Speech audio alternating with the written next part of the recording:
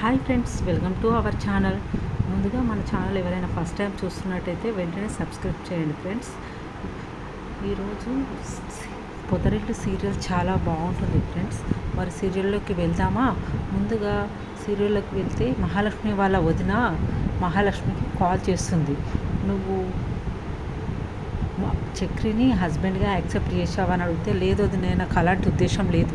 తెలుసు కదా వదిన, నాకు ఎలాంటి పరిస్థితుల్లో పెళ్లి చేసుకున్నానో తనని ఇంకెలా భర్తగా యాక్సెప్ట్ చేస్తానో అలాంటిది ఏం లేదు వదిన అని అంటుంది. అప్పుడు వదిన అంటుంది, అయితే నువ్వు ఇప్పుడే డైవర్స్ ఇచ్చేయి, లేదంటే నీ మీద ఉన్న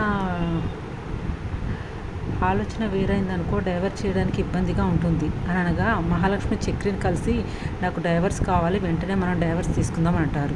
అప్పుడు చక్రి అంటాడు, ఇప్పుడు ఎందుకంటే డైవర్స్ 1 ఇయర్ అయితే 1 ఇయర్ వరకు డైవర్స్ రావని చెప్పారు కదా, ఎప్పటికప్పుడు డైవర్స్ అంటే ఎలాగండి అని అంటే, మహాలక్ష్మి ఇలా అంటుంది, నాకు అదంతా తెలియదు, నేను ఇంట్లో ఉండాలంటే నాకు డైవర్స్ కావాలి, లేకపోతే నువ్వు నా భార్యవి, నాకు హక్కు ఉంది అనే మాటలు నీ నోటి వెంట వస్తూ ఉంటాయి, అది నాకు నచ్చదు అని కోపంతో అంటుంది.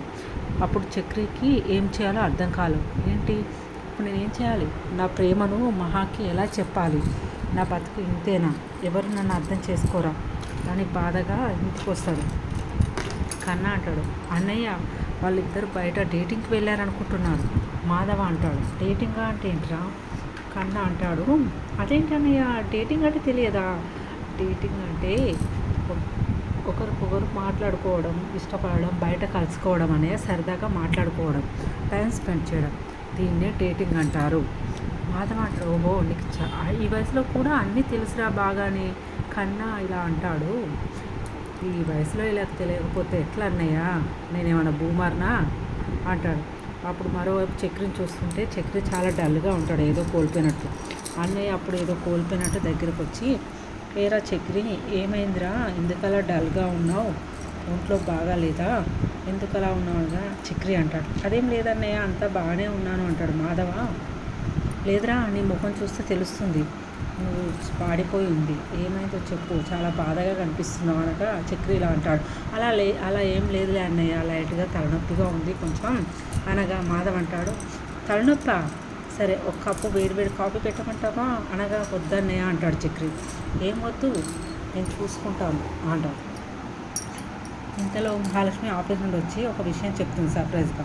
పెద్ది, మా ఆఫీస్ వాళ్ళు రేపు మన ఇంటికి వస్తూ ఉంటారు, రమ్మనమంటావా అనగా పెద్ది అంటాడు, రమ్మను మహా, ఇందులో అడగాల్సింది ఏముంది, రమ్మను, ఎంతమంది వస్తున్నారు, వాళ్ళందరికీ కలిసి నేనే వంట చేస్తా అంటాడు.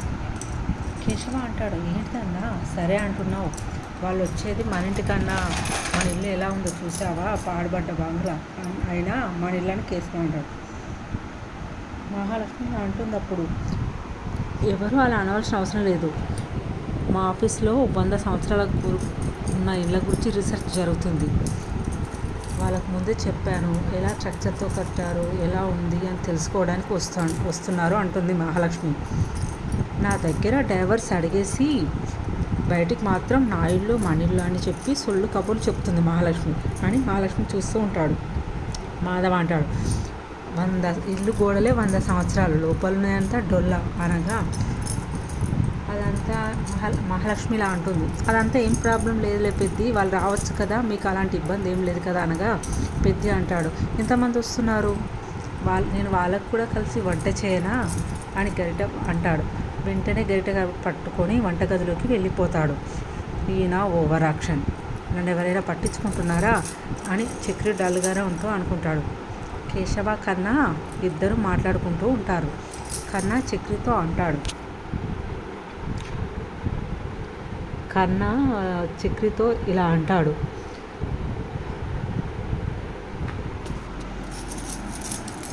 ఇది విన్నావా, ఏంటోరా నేనేం గమనించలేదు, కన్నా నువ్వేంటన్నయ్య ఎప్పుడు వచ్చినప్పటి నుంచి ఎప్పుడు చూసినా సైలెంట్గా ఉంటున్నావు, బాధలో ఉంటున్నావు, ఎవరితో మాట్లాడట్లేవు అనగా, ఏంటా సమస్య అని అంటాడు కేశవ. అరే ఇప్పుడే చెప్పాను కదా తలనొప్పిగా ఉందని చెప్పాడు, సరిగ్గా అన్నం కూడా తినలేదు అని అలా వదిలేయి అని అంటాడు. అసలే కోపం మీదకి కొట్టడానికి వస్తాడు. మాధవ వెంటనే, అరే చక్రి ఇప్పటికీ తలనొప్పిగా ఉంది, ట్యాబ్లెట్గా ఏమైనా వేసుకుంటావా, ఏదైనా ఉంటే చెప్పురా చక్రి అంటాడు నీరసంగా. అదేం లేదన్నయ్య, వదిలేయి, వెంటనే కన్నా అంటాడు, అన్నయ్య నువ్వు డేటింగ్కి వెళ్ళావు కదా, అక్కడ ఏమైంది అన్నయ్య, అక్కడ ఏమైనా గొడవ జరిగిందా, వదిన మన చోటుకి తీసుకెళ్ళలేవా, ఆమె అడిగింది ఏమైనా కోనియలేదా, ఇలాంటి ఏమైనా డేటింగ్లో ఎక్కువ ప్రాబ్లమ్స్ వస్తుంటాయి, అరే కొంచెం పడుకోకుండా మాట్లాడుకుంటూ ఉంటావా, నస్తా అంటూ ప్రాణం తీస్తున్నావు, వెంటనే పెద్ది ఖచ్చితంగా ఏదో జరిగింది, లేకపోతే ఇంత గంభీరంగా ఎందుకుంటావు, ఏంటో చెప్పు లేకపోతే నాకు అస్సలు నిద్ర పట్టదు, చెప్పు అనగా చక్రి విషయం ఏంటంటే అందరు అడుగుతుండగా చక్రి మనసులోని బాధలో బయట పెడుతూ ఉంటాడు. ఆమె నన్ను బయటకు తీసుకెళ్ళి ఏం అడిగిందో తెలుసా, డైవర్స్ అడిగింది అనగా అందరూ షాక్ అవుతారు. ఏంటో చెప్తున్నావు, మాకేం అర్థం కావట్లేదు అనగా చక్రి బాధతో ఆమెకు విడాకులు కావాలంట, నా నుండి విడాకులు కావాలని అడుగుతుంది, అర్థమైందా, అందుకోసమే నన్ను విడిగా బయటకు తీసుకెళ్ళింది. కేశవ అంటాడు, ఎందుకు హఠాత్తుగా డైవర్స్ అడుగుతుంది అంటుంది. హఠాత్తుగా ఏం కాదురా, ఆమె దృష్టిలో ఇది పెళ్ళే కాదురా, సరిపోదన్నట్టు ఆమె రూమ్లోకి వెళ్ళానని, నా భార్య అనే హక్కుతో వెళ్ళానని, ముందు హక్కును లేకుండా చేయాలని డైవర్స్ ఇవ్వాలని అడుగుతుంది.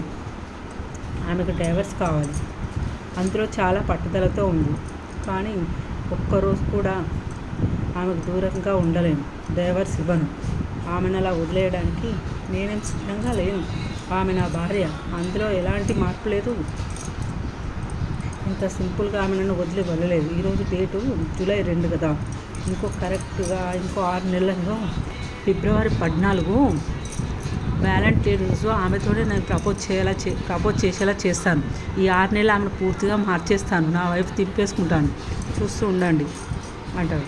కన్నా అంటాడు, మళ్ళీ ఇల్లు వదిలి వెళ్ళిపోతుందేమో అంటే, నువ్వేం భయపడకురా, ఆమె కేవలం డైవర్స్ అడిగింది, ఇల్లు వదిలి వెళ్తానని చెప్పలేదు, నీ వదినై ఇంట్లోనే ఉంటుంది, ఆమె నా నుండి మాత్రమే డైవర్స్ అడిగింది, మీ నుండి కాదు, నువ్వేం కంగారు పడకుండా హ్యాపీగా నిద్రపో అనగా మాధవ ఇల్లునంతా క్లీన్ చేస్తూ ఉంటాడు.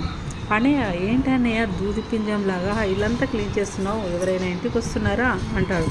మాధవ్ అంటాడు, అదేం చెప్పింది కదా మహా, ఆఫీస్ వాళ్ళు వస్తున్నారని, అందుకే క్లీన్ చేశాను అంటాడు. చక్రి పక్క నుంచి ఏం తక్కువలేదు అని గులుగుతూ ఉంటాడు. దానికి కన్నా అంటాడు, అన్నయ్య వాళ్ళే వచ్చేసారనుకుంటాడు, గిడవ ఏం పడకండి అన్నయ్య, మళ్ళీ కోప్పడేలా చేయకండి అన్నయ్య అనగా మహి విక్కీ వస్తారు. మహాకి విక్కీని పరిచయం చేసింది. విక్కీ అంటాడు, వావ్ ఇల్లు చాలా బాగుంది, ఇంట్రెస్టింగ్గా ఉంది, ఇల్లు కట్టి ఎన్ని సంవత్సరాలు అయింది అనగా పెద్ది అంటాడు, ఇది 100 సంవత్సరాల పైన ఉంటుంది కట్టి అనగా, అమ్మో 100 సంవత్సరాల, మీకు అభ్యంతరం లేకపోతే ఒకసారి ఇల్లంతా చూడొచ్చా అని అంటాడు. అప్పుడు చక్రి అంటాడు, తప్పకుండా చూడొచ్చు, చక్రి వీళ్ళకి ఇల్లంతా చూపించు అంటాడు.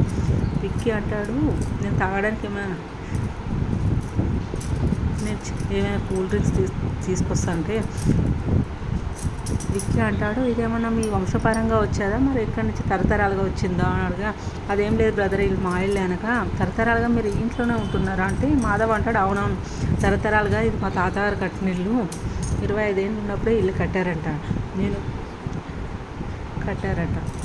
నేను 100 ఏళ్ళ నాటి ఇల్లు అని చెప్తున్నాను, కానీ ఇది బహుశా 120 ఏళ్ళది కావచ్చు నేను అంటారు. 3 తరాలుగా ఈ ఇంట్లోనే ఉంటున్నాం మేము అని చెప్తాడు.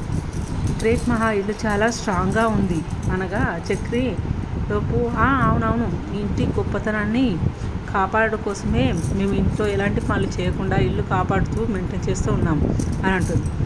మహాలక్ష్మి దివ్య అడుగుతుంది చక్రిని చూపిస్తూ, ఇతను మీకు ఏమవుతాడు అనగా, అప్పుడు మహా అంటుంది, తను నా కజిన్.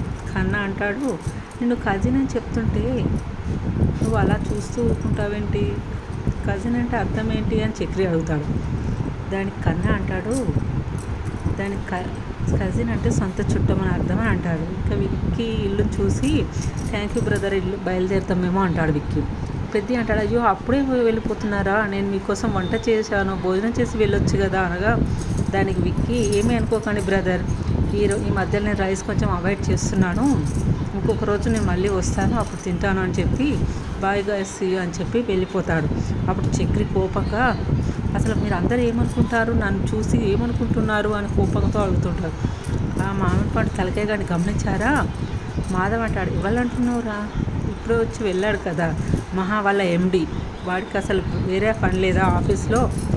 హ్యాపీగా కూర్చుని ఆఫీస్లో పని చూసుకోవచ్చు కదా, ఇక్కడ ఇల్లు చూడడానికి తోట చూడడానికి ఎందుకు రావడం అని అంటాడు.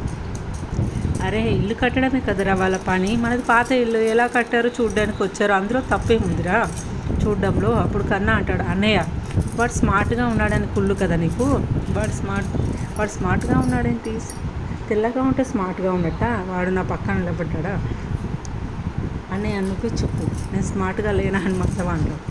నువ్వు అందగాడివిరా, సూపర్గా ఉంటావని చక్రిని అంటారు. చూశారు కదండి, చక్రి పట్టుదల ముంగట మహా ఓడిపోతుందా, మరి చక్రి ప్రేమ గెలుస్తుందా? రాబోయే రోజుల్లో చక్రి మహా ఇద్దరు ఒకటవుతారా?